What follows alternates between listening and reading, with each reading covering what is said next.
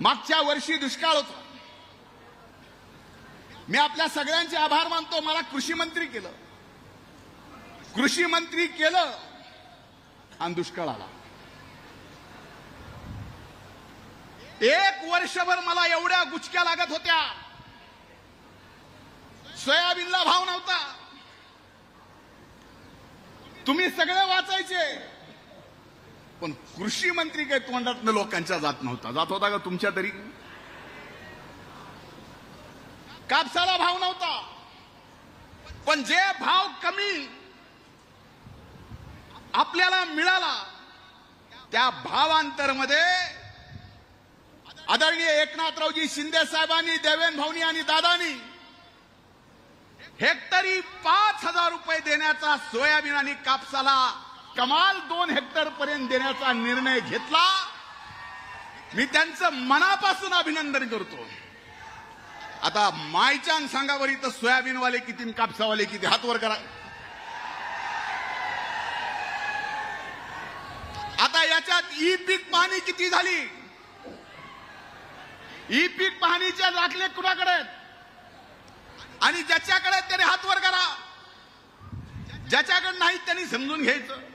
म्हणून माझी हात जोडून विनंती आहे की ई पीक पाहणीचा जो दाखला आहे त्याच्याऐवजी 7/12ची सोयाबीन आणि कापसाची नोंद सरकारनं घ्यावी आणि त्याप्रमाणे 5,000 रुपये हेक्टरी द्यावेत, ही आज विनंती करतो.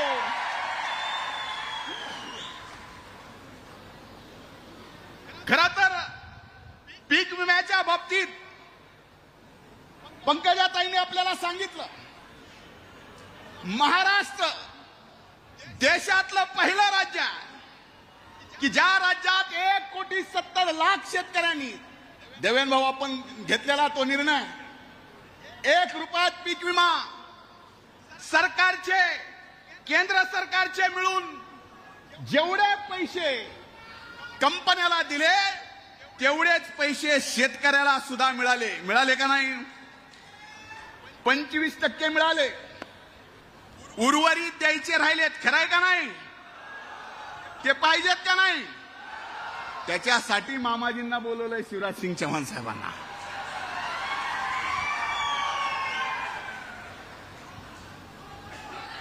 ना आपको जानकारी है ना मुझे जानकारी है, लेकिन 30 अप्रैल में जब अपन सब चुनाव में थे, कोड ऑफ कंडक्ट लगा था.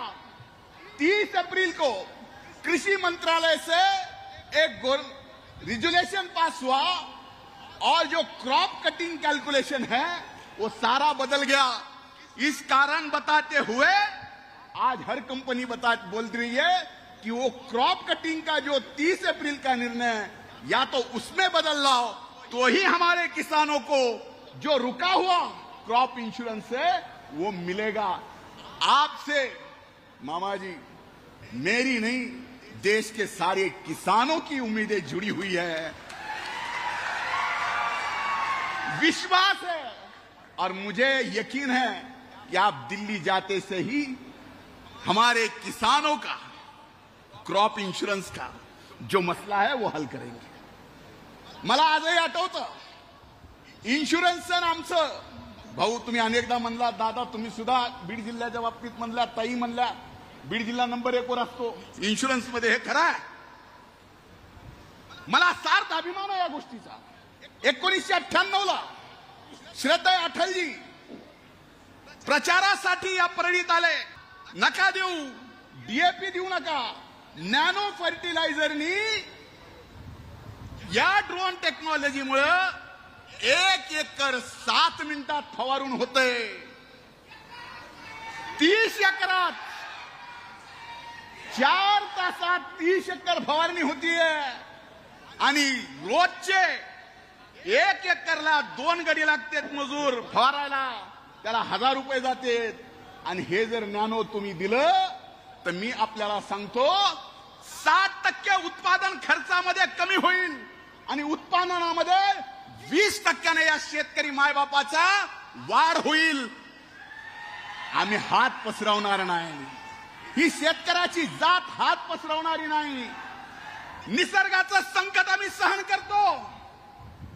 निसर्गाच्या संकटामध्ये जसं संकट येईल तसं सहन करतो, पण निसर्गाच्या बाहेर जे संकट आमच्या शेतीमाल ज्यावेळेस बाजारात येतो त्यावेळेस जे निर्माण होतं ते मात्र आपण सहन करू शकत नाही, त्याचा राग असतो. म्हणून हात जोडून विनंती आहे की ड्रोन 1000 केंद्र सरकार राज्याला देणार आहे. ड्रोनच यायचे, फवारायचं काय हा प्रश्न पडायचा. म्हणून त्याच्या सोबत आपण nano urea, nano DAP, nano MOP हे सगळं जर दिलं तर नक्कीच माझ्या या महाराष्ट्रातल्या नाही देशातल्या शेतकऱ्याच्या उत्पादनामध्ये 60% कमी होईल, 10%, 20% उत्पादन वाढेल. कमी जास्तीला पाशासाहेब आहेत, काहीच नाही उगवलं तर बांबू लावायचा.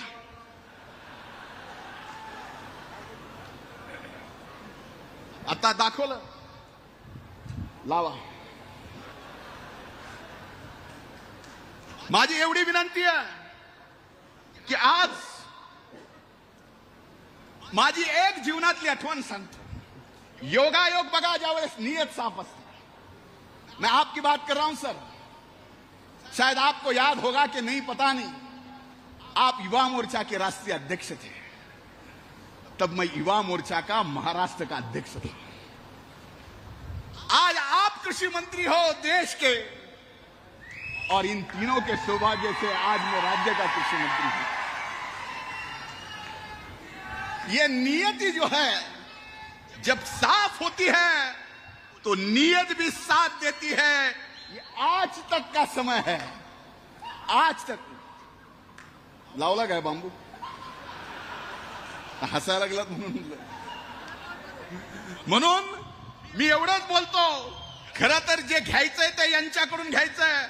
माझी हात जोडून विनंती आहे, आज पहिल्यांदा आपल्या लाडक्या मुख्यमंत्री लाडक्या बहीण योजनेमुळं आज सगळा राज्य आणि तिघं बघा कोण. एक सकाळी 9 वाजता भोंग्या चालू होतो महाराष्ट्रात, पुन्हा एक चालू होतो. ह्यांना कळालं पाहिजे, थोडी तरी अक्कल असायला पाहिजे. हे तिघं आहेत ना, ह्या तिघाच्या नावामध्ये एक अर्थ आहे. एक भाई आहे, एक भाऊ आहे, और वादे का पक्का दादा आहे. आता हे नुसते नावं नाहीत. भाई म्हणजे कामाची गती आहे, भाऊ म्हणजे राज्याची नीती आहे, आणि दिलेला शब्द पाळायचा, तो वादा पक्का करायचा म्हणजे अजित दादा. हे बाकीच्यांना करणार नाही. म्हणून सांगतोय की आज तुम्ही करोडो बहिणीचा आशीर्वाद या महाराष्ट्रातला घेतलाय. महाराष्ट्रातल्या करोडो शेतकऱ्यांचा सुद्धा आशीर्वाद या परळी वैद्यनाथाच्या कृषी महोत्सवातून घेऊन जाताय.